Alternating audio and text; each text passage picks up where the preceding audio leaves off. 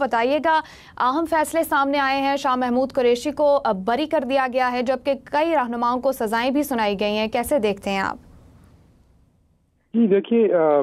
جیسے کہ آپ نے دیکھا کہ جو چیزیں سامنے آئی ہیں ویڈیوز میں، جو حملے ہو رہے تھے کو کمانڈر کے گھر پہ، جس طرح سے اسٹیچوز کو توڑا جا رہا تھا، ڈیفیس کیا جا رہا تھا اور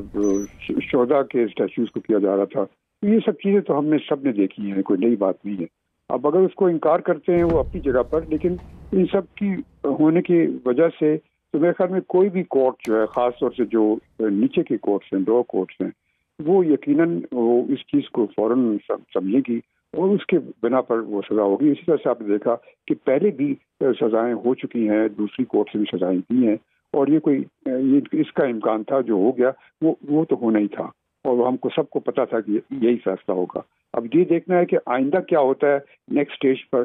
جب اگر وہ سب اپیل میں جائیں گے اور اپیلٹ کورٹ جو ہے وہ اس کو کس نظر سے دیکھتی ہے، وہ جو ایک پہلا جو کیس ہوگا اسی سے اندازہ ہو جائے گا کہ اپیلٹ کورٹ کا کیا ارادہ ہے اس کے اندر۔ جہاں تک کہ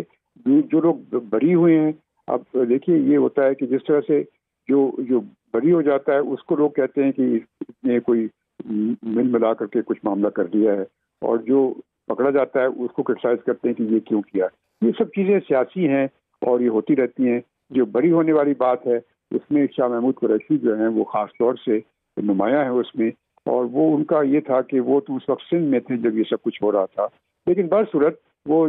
پارٹی کے وائس چیئرمین تھے، اور اگر جو کچھ ہوا ہے اس میں یقیناً ان کی کچھ نہ کچھ تو ان پٹ ہوگا، نہیں ہے اس کی الگ بات ہے، لیکن برصورت ان کو چھوڑ دیا۔ یہ بھی ہو سکتا ہے کہ اس میں کوئی سیاسی پہلو بھی ہو، کہ یہ شاید پلاننگ ہو رہی ہو،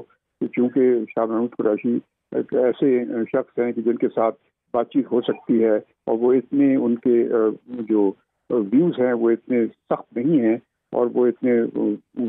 کچھ مساعدت کر سکتے ہیں، تو اس صورت میں وہ شاید ان کو ریلیز کیا جا رہا ہے، تاکہ اگر وہ ایک نئی لیڈرشپ آ سکتی ہے جس کے امکانات تو بہت کم ہیں، تو شاید پارٹی کے لیے اور ملک کے لیے بہتر ہوگا۔